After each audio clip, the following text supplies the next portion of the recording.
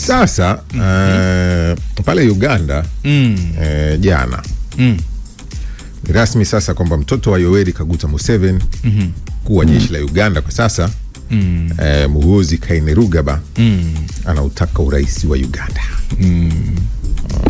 Ametangaza kuwania urais mwaka 2031 nia ya kuwania urais akisema anaamini msaada wa baba yake Yoweri Museveni utamwezesha kushinda kwa 90%.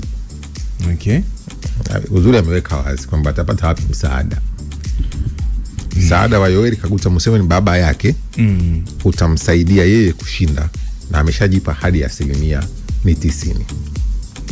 Sasa Muhoozi ametangaza kuwania urais kwenye mwaka wa 2031. Jana tangaza nia kuwania urais. Okay. Sema nitawania nafasi za juu zaidi nchini mwaka 2031 na tutashinda kwa neema ya Mwenyezi Mungu.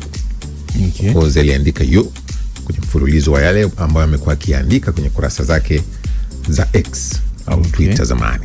Mwanajeshi huyo mwenye umri wa miaka 52 pia amesema anaamini kuwa akipata uungwaji mkono wa baba yake atashinda uchaguzi huo kwa 90%. Kwa muda mrefu amekuwa akitajwa kuwa mrithi na aliandaliwa kuchukua nafasi ya mshua wake.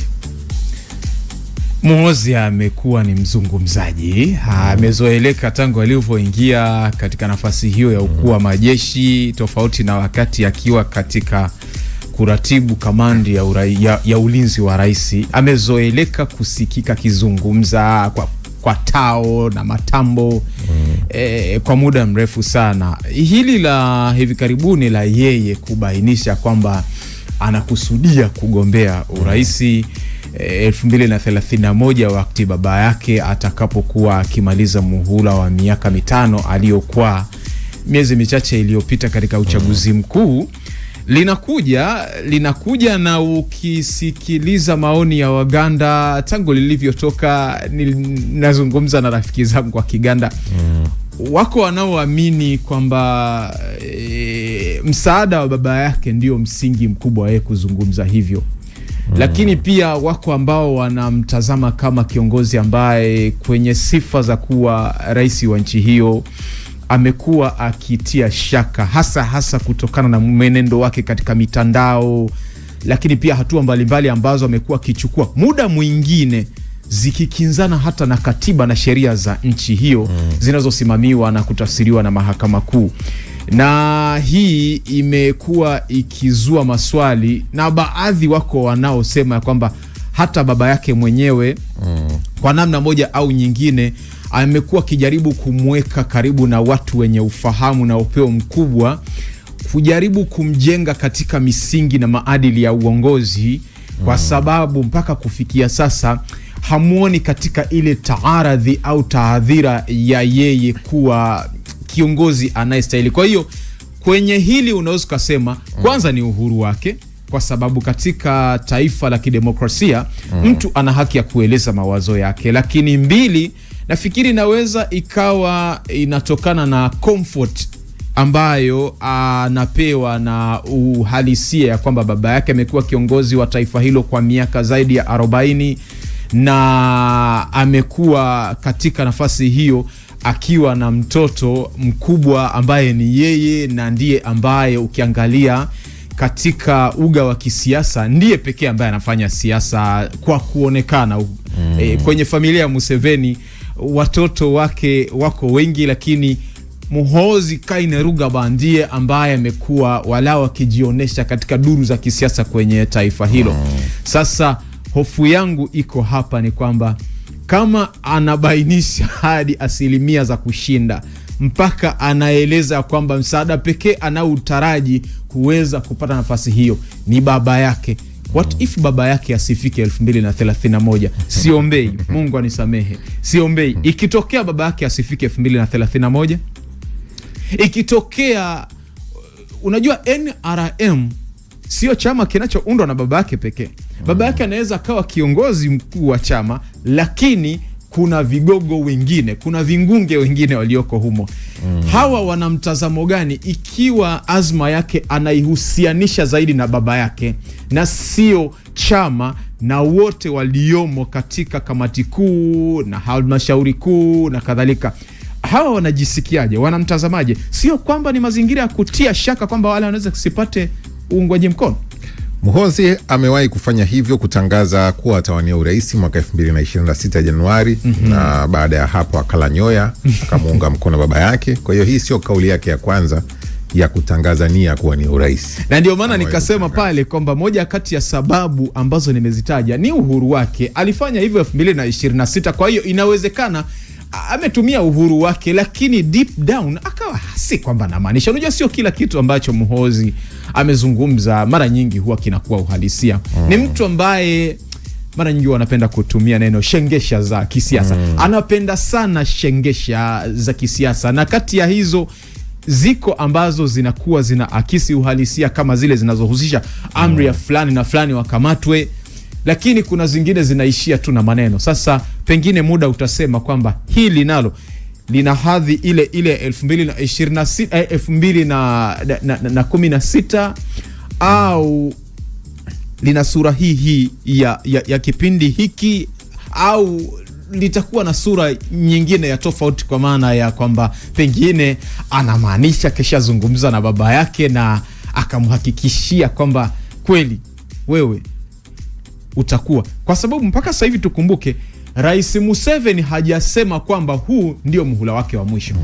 Sasa kwa kiasi gani inaweza ikawa kauli hii inaweza ikawa na uhalisia kama rais au baba yake hajatamka kwamba ndio muhula wake wa mwisho? Nafikiri ni swala la muda. Sawa, ni swala la muda, na sisi kwa sababu tunauheshimu muda, basi tusubiri muda utatuambia vizuri kabisa. Uchaguzi ni mwaka 2031, kunao muda mrefu kweli kweli. Ni mpaka wa kwetu hapa upite, tutakaa mwaka mmoja, tutaangalia wa Uganda. Kwa hiyo mambo haya yataendelea kuchangamka kweli kweli. Kabisa. Pale nchini Kenya, jana rais wa Kenya William Ruto alikuwa akizungumza na wananchi.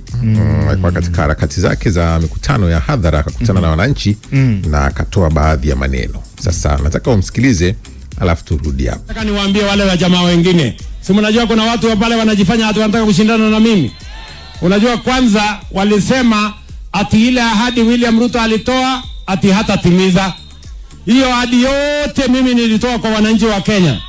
Mambo ya soko tumejenga, mambo ya affordable housing tumejenga, mambo ya hostels tumejenga, mambo ya kilimo tumepunguza gharama ya mbolea, wakulima wa miwa wanapata pesa zaidi, wakulima wa kahawa wanapata pesa zaidi, wakulima wa mahindi wanapata pesa zaidi, wakulima wa chai wanapata pesa zaidi, maziwa yetu imeongezeka. Kwa maneno ya elimu, tumepanga elimu vizuri. Walimu tumeajiri 1,100, madarasa tumejenga 23,000, CBC tumenyorosha, university funding model tumenyorosha. Kwa maneno ya afya, ile NHIF ilikuwa ya watu 8,000,000, sasa SHA imefikisha watu 32,000,000. SHA pia inahakikisha kwamba mwananchi akigonjeka saa hiyo ukijisajili, hiyo SHA inakutumikia, sio kama ile ya zamani ilikuwa ingojee miezi mitatu. Kwa maneno ya mabarabara, zile barabara zote zilikuwa zimekwama, tumezikwamua na zingine tumeongeza, na barabara zote zinaendelea. Wakati wameona ya kwamba tumetimiza ahadi zetu, wameanza kusema ati William Ruto anajigamba na hii maendeleo ati na anatumia pesa ya wananchi wa Kenya. Ni kweli mimi natumia pesa ya wananchi wa Kenya, lakini mimi nataka niwaulize, pesa ya wananchi wa Kenya ilipatikana wakati mimi nimekuwa rais? Si pesa ilikuwa pale mbeleni? Lakini hii maneno haikufanyika. Ni kweli ama si kweli? Ni kweli ama si kweli? Wakati wameona tumewashinda na akili, wakasema ya kwamba tunataka William Ruto atuambie ya kwamba hii kitu yote ni perfect. Mimi nataka niwaambie jameni, my friends, mlikuwa mnasema siwezi fanya, nimefanya. Mlikuwa mnasema siwezi kutimiza, nimetimiza. Mlikuwa mnasema hii kitu haiwezi kufanyika, nimefanya. Sasa mumerudi pale ati mnataka mniambie ya kwamba this thing is not perfect. Mimi nataka niwaambie hata 80% ni A, ni kupita mtihani na A. Sijui kama tunaelewana. Zungumza kwa namba Rais Ruto. Nimependa sana jinsi alivyozungumza kwa namba, hasa katika kipindi hiki. Ni utamaduni ambao katika nchi za Kiafrika haujazoeleka. Unajua napenda sana kaliba ya siasa za Kenya kwa sababu nyingi. Mojawapo ni hii kwamba namba, takwimu, ushahidi wa kupimika unaonekana. Watu hawalumbani tu kwa maneno yale ya bla bla tu hizi tulizozoea, shengesha tu zisizokuwa na kichwa wala mguu. Mtu akizungumza anakuja na namba, mtu akizungumza anakuja na ushahidi wa vitu vinavyoonekana. Na katika kipindi kama hiki cha kuelekea uchaguzi mkuu wa mwakani 2027, ni muhimu sana rais kufanya hivyo, kwa sababu naye pia kumbuka anawania muhula wa pili na wa mwisho kwa mujibu wa katiba ya nchi hiyo ya mwaka 2010, ambapo sasa atakuwa anatamatisha vipindi vyake viwili vya uongozi baada ya kuchaguliwa kipindi cha kwanza mwaka 2022. Na kama sehemu ya unaweza kusema kuongeza ufuasi na kujiweka katika nafasi nzuri ya ushindi wa muhula wa pili, lazima awaambie wa Kenya yale aliyoahidi katika ilani ya chama chake cha UDA, na haya ambayo sasa ametekeleza vinamshabihiano kwa kiasi gani. Lazima alinganishe yaliyotamkwa na ilani yake na yaliyotekelezwa kihalisia ili kumweka katika nafasi nzuri, kwa sababu utakumbuka katika mfululizo wa wiki hizi kadhaa, muungano wa Azimio, Kenya Kwanza, wale wazee walinda mwananchi wamekuwa wakipita katika maeneo mbalimbali, nao wana hoja zao ambazo kwa muktadha wa habari tunayochambua hapa si muhimu kuiangazia, na ni hoja za mashiko kuhusiana na unaweza kusema madhaifu na dosari za kiutawala katika serikali yake. Kwa hiyo ni muhimu sana yeye kufanya hivyo ili kuwaonesha wananchi kwamba yes, we did something and that's why we deserve the second term. Maneno ya wahuni tutamalizana nayo hivi karibuni, msijali. Ni kauli nyingine aliyoitoa jana Rais Ruto. Sehemu hii tunataka umoja ya wananchi katika sehemu hii, ndio tupange mambo ya maendeleo tukiwa pamoja. Hatutaki uhasama, hatutaki vita, hatutaki fujo. Tunataka wananchi wakae pamoja, na hiyo maneno ya goons na nini tutamalizana nayo. Tunasema tunataka amani, dunia hii tuweze kutembea pamoja. Kwa hivyo Emurua Digiri hoye, Emurua Digiri chamge. Shengesha hizo nasema. Hizo ni shengesha za kisiasa, lakini tatizo la wahuni kwa kweli limeendelea kuwa doa ambalo kwa namna moja au nyingine linachafua siasa komavu za nchi hiyo. Kwa hiyo ninatamani sana kauli hii ambayo amezungumza William Ruto kuelekea uchaguzi huu mkuu, hata wanasiasa wengine walioko katika muungano wa Azimio, Kenya Kwanza, walioko katika vuguvugu la linda mwananchi wangetamka hii, kwa sababu ukiangalia siasa hizi kwa kiasi kikubwa pande zote mbili, wahuni limekuwa tatizo kwa pande zote mbili. Ukisikia mikutano ya chama tawala imekuwa ikiingiliwa na hawa wahuni wanaonasibishwa na vyama vya upinzani, vivyo hivyo kwa vyama vya upinzani kuingiliwa na wahuni hawa ambao wananasibishwa na vyama pinzani wenzao au hata chama tawala. Kwa hiyo ningetamani kusikia kauli ya aina hii kutoka kwa pande zote mbili. Upande wa upinzani pia wangezungumza kitu kama hiki, kwa sababu umoja wa kitaifa lakini pia usalama na amani ni nyenzo muhimu sana katika kuhakikisha kwamba wanasiasa wote wana compete katika mazingira linganifu na ambayo yanatoa mwanya wa kila mmoja kueleza sera zake, na sio upande fulani kueleza sera ukiwa katika mazingira ya hofu na mwingine ukiwa katika mazingira ya amani. Kwa hakika